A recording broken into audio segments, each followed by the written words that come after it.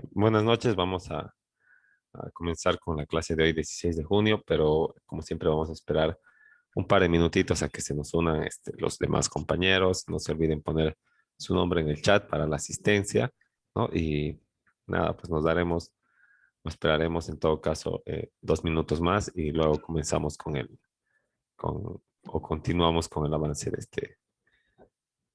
este tema.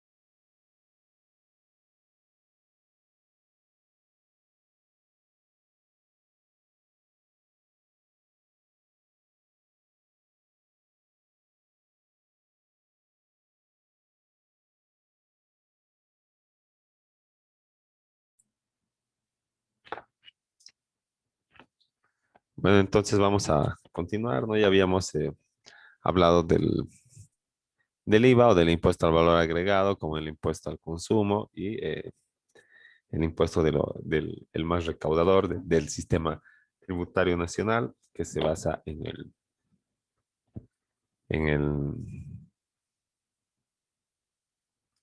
en la tributación, ¿verdad? En este proceso de compra-venta de bienes y servicios. Ahora, bueno, no habíamos tocado este tema eh, para este año, en la gestión pasada, se había publicado una normativa que señalaba el, el REIVA, ¿verdad? El reembolso del IVA, ¿no? Y bueno, te van a devolver el 5%, creo, de las facturas, del total de las facturas de compra que tengas con tu NIT, ¿no? Y hasta un monto de 3.000 bolivianos, ¿no? Pero ellos nos dicen, bueno, ya fabuloso, pues hay que inscribirse al régimen o hay que, hay que hacer constar y luego hay que empezarse a apropiar de este crédito fiscal, ¿no? Pero en esta medida puede tener alguna otra connotación también, ¿verdad? Puede ser que sea una medida de control para ver cuánto tú evades impuestos, ¿no? En base al IVA, ¿no? Y a tus facturas de compra y a lo que reclamas para que te reembolsen. Entonces, por ejemplo, yo facturo 4.000 bolivianos en un mes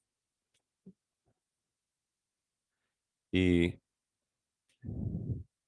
me quiero hacer devolver el 5% de las facturas de compra, pero para ello presento facturas eh, que se elevan como hasta unos 8.000 o 10.000 bolivianos. Y unos dirán, pues es que los hermanos, los papás y algunos familiares que se enteran que necesitas facturas, agarran y te lo empiezan a comprar con tu NIT y tu nombre y luego te lo entregan. Pero no olvidemos que el contribuyente no es, pues, no son esas terceras personas que están comprando las, los bienes y que están haciendo constar tu NID en la factura, ¿no? Sino que este, el contribuyente llamado por ley, el que se va a beneficiar, es el titular del NID, ¿verdad? Y en todo caso, ¿qué va a pasar? Yo voy a querer hacerme al vivo y voy a declarar más o voy a hacerme devolver impuestos hasta un monto mayor de lo que yo he facturado y van a decir, ah, pero si este factura 4.000 y se hace devolver en REIVA de 8.000 bolivianos o hasta el límite, ¿verdad? Donde el, donde queda el principio de buena fe, porque ella se va a desvirtuar cuando se compruebe que el contribuyente ha, eh, eh, ha tenido ingresos mayores a los que ha declarado, ¿no? Entonces le van a empezar a revisar las declaraciones. Y todo por hacerse devolver el 5% del monto de las facturas. Entonces, para, para que no le suceda aquello, ¿verdad? Eh, tendrían que,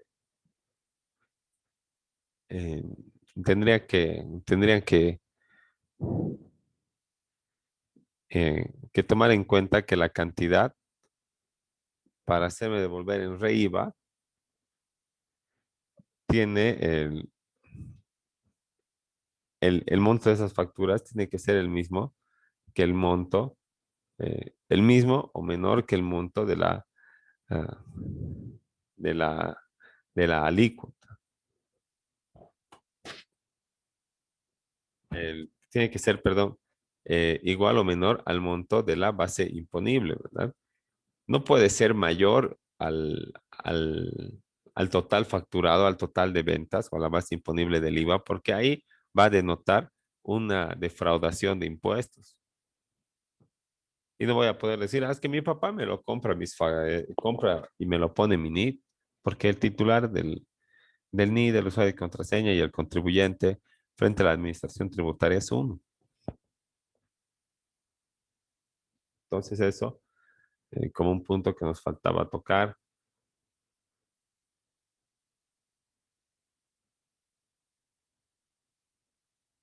Ahora, en cuanto a, vamos a pasar, ¿no? del IVA, vamos a empezar a analizar lo que es el IT o el impuesto a las transacciones, que se cobra en un monto del 3% también sobre el ingreso bruto o el total facturado, ¿no? Sin ningún descuento. Ahora, a diferencia del IVA, ¿verdad? Que habíamos dicho que el IVA es un impuesto indirecto porque no lo paga el sujeto pasivo que está determinado en la ley, sino que lo acaba cancelando el consumidor final, ¿no? Como habíamos visto, tiene un efecto de cascada, ¿no? El, se vende, paga IVA, se vende, paga IVA, se vende, paga el IVA, y al final el que se lo decida consumir es el que va a disponer del patrimonio para cubrir aquella deuda. Eso se llama un impuesto indirecto, pero el IT no tiene esta característica de ser indirecto, sino es más bien totalmente lo contrario, es un impuesto directo, porque no puede ser trasladada la obligación a terceras personas. eh, y no puede realizarse digamos, estos, no puede realizarse estos actos de sustitución, ¿no? O sea, no puede ser otro que disponga del patrimonio, sino siempre va a ser aquel eh, sujeto que recaiga en los hechos generadores del IT.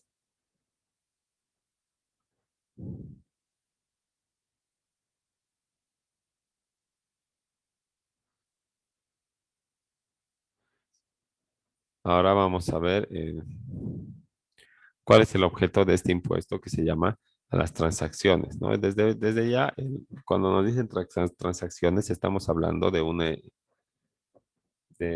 traspaso del derecho propietario, ¿no?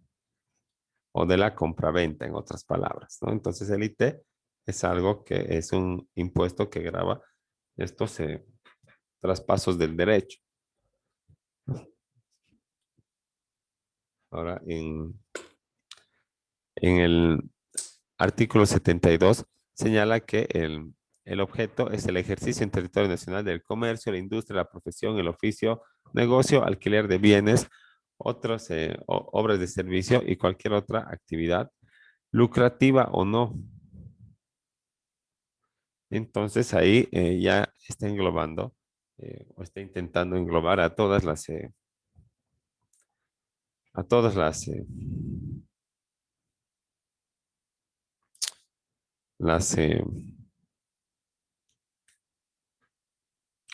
a todas estas empresas o negocios, ¿verdad?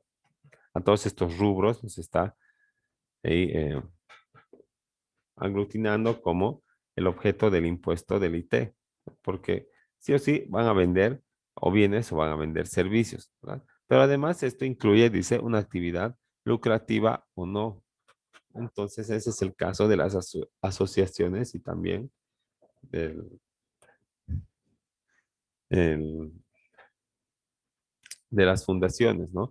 Si no tienen fines de lucro, no pueden ser consideradas una sociedad comercial, sino más bien una forma societaria como asociación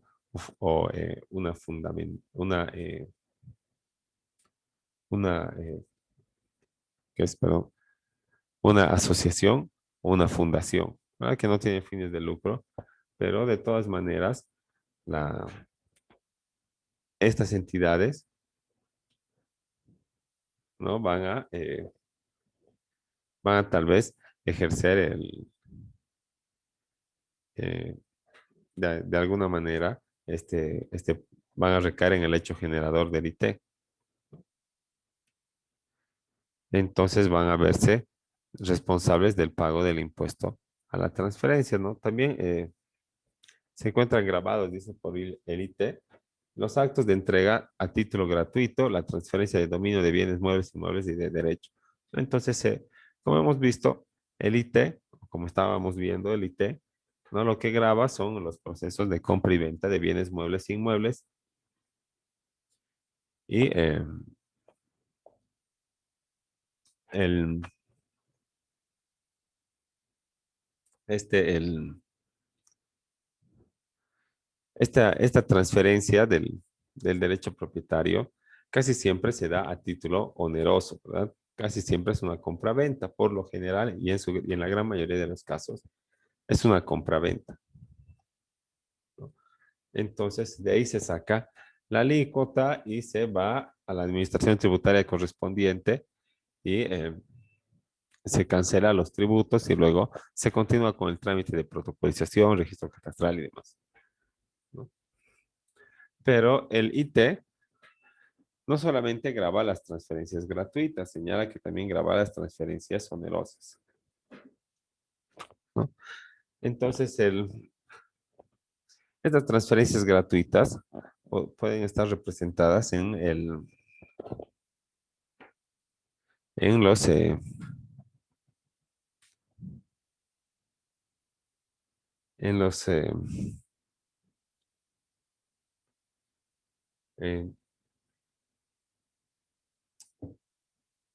el, la base imponible de ¿cómo es? De los contratos onerosos es el monto que establece ese instrumento, ¿verdad? El monto de compra-venta. Ahora, la base imponible del IT, cuando estamos hablando de estas transferencias a título gratuito, pues la, la establece ya no el documento, porque el documento es una transferencia a título gratuito. Entonces, ¿de dónde vamos a sacar precio? ¿No? Ahí la base imponible la establece la boleta de impuestos, ¿no? Donde señala el valor catastral acá, ¿verdad? Dice base imponible. En este caso es para el impuesto municipal a la transferencia, que es el IT, digamos, que se cobra sobre la transferencia de bienes inmuebles, inmuebles sujetos a registro, ¿no? Entonces aquí dice base imponible, ¿verdad? Ya. 56.796 bolivianos, ¿no? En la minuta era mucho más el monto, entonces se ha tomado el monto de la minuta. Ah, pero si es algo a título gratuito, no va a haber minuta con un precio para sacar la base imponible o para ver cuál es mayor o cuál es menor. Entonces se va a actuar directamente sobre la base imponible eh, que está Doctor, la descrita. base imponible no es el monto que pone, creo que el municipio de algún terreno o un bien inmueble por el tema de el sector donde se encuentra y todo lo demás. Sí, o sea, ese es correcto, la base imponible es el valor para el municipio de los inmuebles. O sea, ¿cuánto vale tu casa para la alcaldía?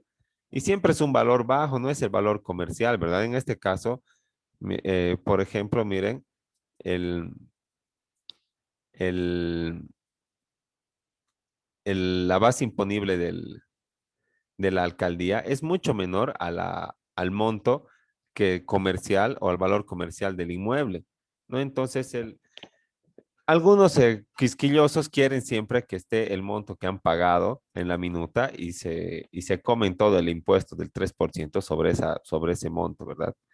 Pero algunos que quieren ahorrar de impuestos, ¿qué pasa? Solamente te copias la base imponible que establece el municipio en el impuesto a a la propiedad de bienes inmuebles que se paga cada año, ¿verdad? Y está ahí bueno, este era uno antiguo, ¿verdad? Entonces aquí está la evaluación y aquí está la base imponible, ¿verdad? Entonces se toma el de la última gestión y pero ahora está en este formato, ¿no? Ya. Y te copias eso y lo transfieres, entonces no hay riesgo de nulidad ni nada y vas a pagar lo mínimo que puedes pagar de impuestos, porque si tú te hace la transferencia por un valor menor a esta base imponible de la alcaldía, igualito te van a cobrar sobre esta base imponible del impuesto. Si tú haces algo por un valor mayor, recién te van a cobrar sobre el valor de la minuta, ¿no? Entonces siempre conviene copiarse la base imponible y algunos quieren hacer siempre un segundo documento donde diga que no han pagado en realidad 56.000 bolivianos, sino que han pagado, eh, no sé, pues 100.000 dólares, ¿no ve?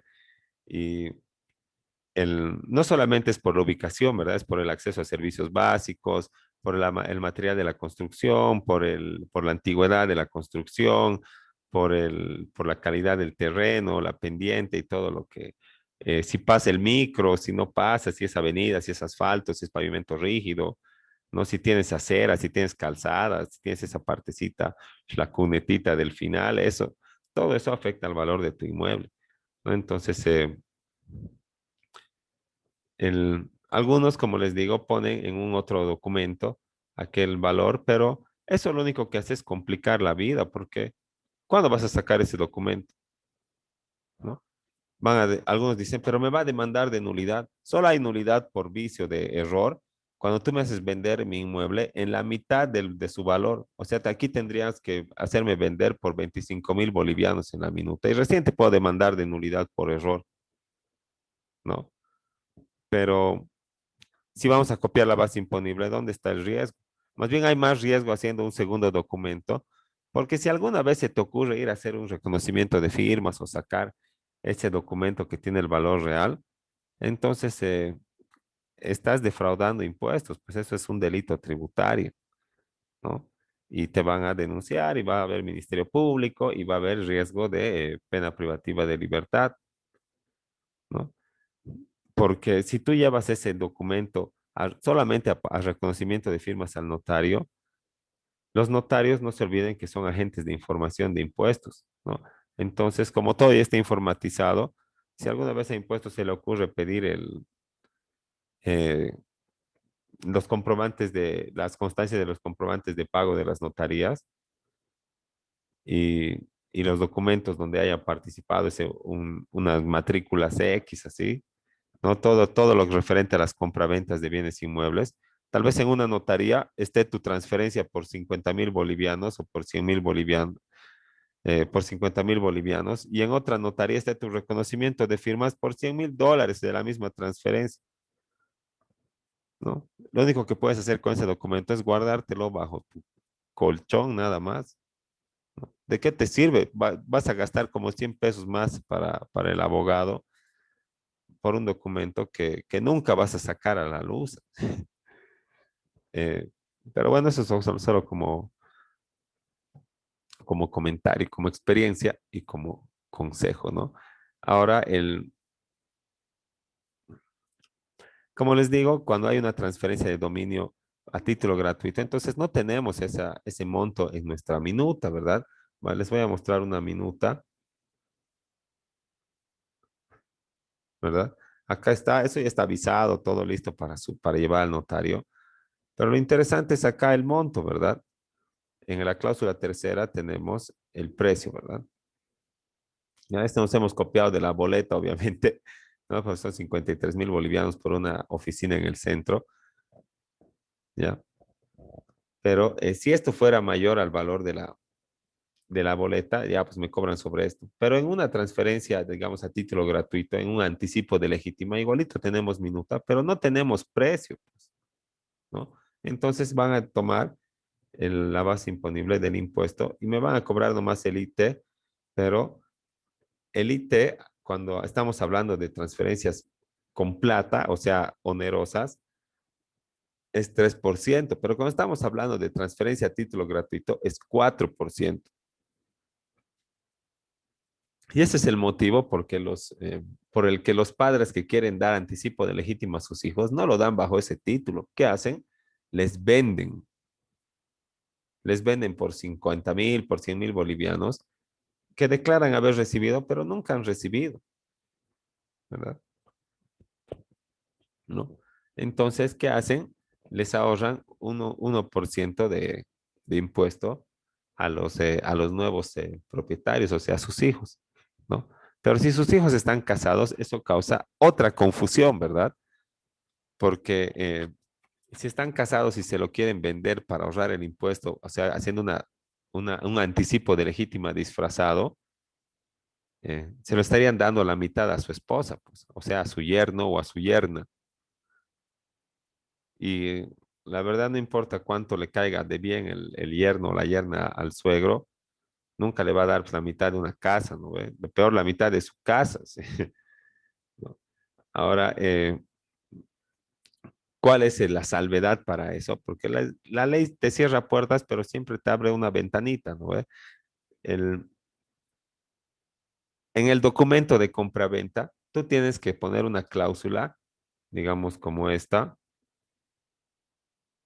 ¿no? Pero aquí no está, ¿no? Pero así, una cláusula en este estilo, donde diga, donde entre el esposo o la esposa, o sea, el yerno o la yerna como declarante y diga que los dineros que se está pagando en esa transferencia, en esa compraventa, que es entre comillas nomás porque nunca va a pagar, ¿no ves? Es del hijo al padre o del padre al hijo, ¿no? De que los dineros que están declarando ser pagados en esa transferencia no le corresponden al matrimonio, o sea, no son de la comunidad de gananciales y son solamente de propiedad exclusiva del comprador, o sea, del hijo, ¿verdad? O del marido o de la esposa, ¿no? O del hijo o de la hija del dueño de la casa, ¿no? Entonces, con esa declaración ya se salva eso de ponérselo a la mitad a nombre de la esposa o del esposo, ¿no? Pero lo más difícil es hacer firmar ese documento. Porque si tú le quieres hacer firmar eso a alguien, dice, "Ah, ¿y para qué quieres? ¿Acaso te vas a divorciar? ¿Qué ya estás pensando?" Ay, más bien generas problemas conyugales cuando sugieres esa posibilidad, ¿no? Entonces, algunos lo hacen, ¿no? Otros no. La única razón es ahorrarse un 1% de impuesto a la transferencia. Ahora, la transferencia de dominio también está grabada de los bienes muebles, inmuebles y derechos, ¿no? De los bienes muebles está esta transferencia para tomar en cuenta la base imponible y calcular el impuesto consta no en un documento de transferencia como de los bienes sujetos a registro, sino más bien en la factura, nota fiscal o documento equivalente correspondiente a cada transferencia de dominio o a cada proceso de compra-venta, ¿no? Ahora, si las ventas corresponden, digamos, a reorganización de empresas o aportes de capital, O sea, estamos hablando de venta eh, o transferencia de acciones, de títulos, valores en una reorganización de empresas o de aportes en capital, también al fondo social, ¿no? Entonces, en ese caso no estamos alcanzados por el IT, ¿no? Pero solo en aquellos casos, luego, todo, toda transferencia de dominio está alcanzada por el IT, como hemos visto, ya sea con dinero, o sea a título oneroso, o sea gratuito. Ahora, ¿quiénes pueden ser sujetos pasivos? Las personas naturales, jurídicas, empresas públicas, privadas y unipersonales que recaigan en el hecho generador, ¿verdad? O sea, que realicen una transferencia de dominio. Y cuando estamos hablando de la transferencia de dominio, ¿verdad? Y aquí tenemos que ser también enfáticos en esto del sujeto pasivo. Eh, si estamos hablando de compraventa de bienes muebles, todo bien, ¿verdad? El que paga es el vendedor, ¿no? Porque no le estás metiendo el monto de tu impuesto más a del IT al precio de compraventa, ¿verdad? Solamente esta factura incluye el tributo del IVA, ¿no? Que va indexado o va por dentro del precio total de la factura, ¿no? Pero el IT no está ahí en la factura, ¿verdad? Entonces el IT no puede ser trasladado a otra persona, por lo que solamente tiene que pagar el sujeto pasivo que está determinado en la ley. Pueden ser personas naturales, jurídicas, empresas privadas, públicas, unipersonales que recaigan en los hechos generadores del IT, ¿no? Entonces, es imposible, ¿verdad? Como hemos visto, que es una característica que es directo este impuesto, entonces es imposible que el sujeto pasivo lo traslade, ¿no? Entonces, siempre va a pagar el vendedor, ¿verdad? Ahora, ¿qué pasa en el caso cuando se compran una moto, un auto o una casa?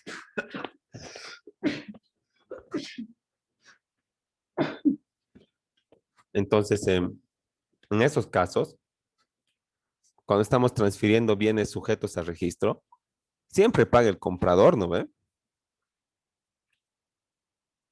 Tú te compras una moto, te entregan los papeles, la minuta firmada y tú te encargas en 10 días de ponerlo a tu nombre. ¿Qué quiere decir eso? Que te van a determinar el impuesto y vos, comprador, vas a ir a pagar. Lo propio en los impuestos de los inmuebles, ¿verdad? Este que les he mostrado, este que dice IMT, es impuesto municipal a la transferencia. ¿Quién creen que ha pagado? El comprador para poder hacer registrar su derecho propietario, para que no le vence el plazo de los 10 días y después haya una multa, ¿no? Entonces, en esto de los impuestos municipales, por costumbre, está dado la vuelta, esto, ¿no? Porque